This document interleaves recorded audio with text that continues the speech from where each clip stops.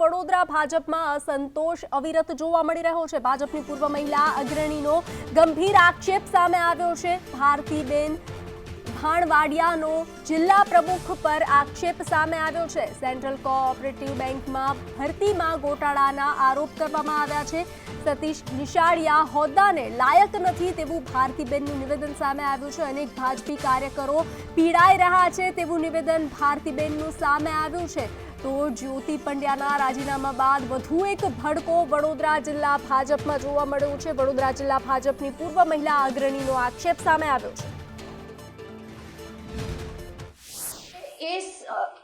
મને જાણ છે ત્યાં સુધી એ સાવલી એપીએમસીના ચેરમેન બન્યા, 10 દિવસની અંદર બેંકના બન્યા। તો એક વ્યક્તિ એક હોદ્દો ક્યાં ગયો? અને જ્યારે પાટીલ સાહેબ આગળ આ રજૂઆત કરવામાં આવી કે ભાઈ એમને બેંકના પણ બનાવો ચેરમેન, ત્યારે શું એમને પાટીલ સાહેબને જાણ કરવામાં આવી હતી કે એમની પાસે ગ્રીન કાર્ડ છે અને ગ્રીન કાર્ડને કન્ટિન્યુ કરવા માટે એમને વારંવાર યુએસએ જવું પડે છે? ના, નહીં કરી હોય આ સ્પષ્ટતા, કારણ કે સામે ભરતી હતી। એમને એન કેન પ્રકારે કોઈનો પણ ઉપયોગ કરીને ત્યાં પરિવર્તન જોઈતું હતું। અને મારો એક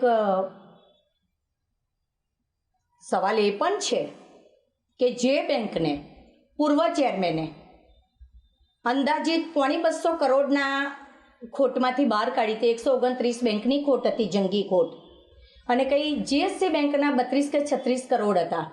તો એટલી જંગી ખોટમાંથી જે માણસે એ બેંકને બહાર કાઢીને 2 વર્ષની અંદર પ્રોફિટ કરતી મૂકી હતી, એ માણસને તમે, એ સહકારી આગેવાનને તમે, કે જે હંમેશા પક્ષને વફાદાર રહ્યો હતો, એ માણસને તમે અપમાનિત કરીને ઘરે મોકલી દો છો। અને જે વ્યક્તિએ ખેડૂતોના પૈસા ડૂબાડ્યા, સુગર ડૂબાડી, એવી વ્યક્તિ જિલ્લાની સર્વે સર્વા બને છે અને જિલ્લામાંથી કોઈ બોલતું નથી। તો હાલ ચૂંટણીના પડઘમ વાગી રહ્યા છે। આવતીકાલે ચૂંટણીની તારીખ જાહેર થઈ શકે છે, ત્યારે વડોદરા ભાજપમાં અસંતોષની લાગણી જોવા મળી રહી છે। અસંતોષ અવિરત જોવા મળી રહ્યો છે। ભાજપની પૂર્વ મહિલા અગ્રણીનો ગંભીર આક્ષેપ સામે આવ્યો છે। ભારતીબેન ભાણવાડિયાનો આક્ષેપ સામે આવ્યો છે।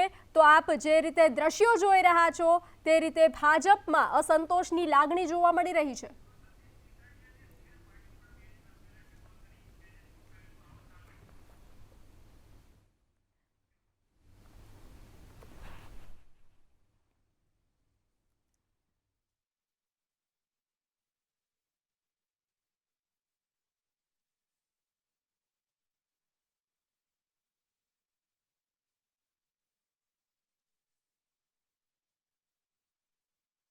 આક્ષેપ પહેલા પણ સીઆર પાટીલ દ્વારા સતીશ નિશાળિયાને ટકોર કરવામાં આવી હતી। તો જોઈશું કે સીઆર પાટીલે શું ટકોર કરી છે। સાચી વાત સ્વીકારતા નથી, તમે જ કહો કે મારે શું કહેવાનું। અરે હું પહેલા દિવસ તેનો સાક્ષી છું, સતીશભાઈ, એમાં બી મારે જ ફોન કરવા પડે, હજુ બાકી છે તેને મારે જ ફોન કરવા પડશે। સતીશભાઈથી કોઈ પાપડ પૂછ્યો તમને કેવું પૂછશું? બાકીની ઉઘરાણી માટે હવે શૈલેષભાઈને જવાબદારી આપીશું। સાચી વાત સ્વીકારતા નથી, તમે જ કહો કે મારે શું કહેવાનું। અરે હું પહેલા દિવસ તેનો સાક્ષી છું, સતીશભાઈ, એમાં બી મારે જ ફોન કરવા પડે, હજુ બાકી છે તેને મારે જ ફોન કરવા પડશે। સતીશભાઈથી કોઈ પાપડ પૂછ્યો તમને કેવું પૂછશું? બાકીની ઉઘરાણી માટે હવે શૈલેષભાઈને જવાબદારી આપીશું। તો વડોદરામાં ભાજપમાં અસંતોષની લાગણી જોવા મળી રહી છે। જ્યોતિ પંડ્યાના રાજીનામા બાદ વધુ એક ભડકો જોવા મળ્યો છે। વડોદરા જિલ્લા ભાજપની પૂર્વ મહિલા અગ્રણીના આક્ષેપ સામે આવ્યા છે।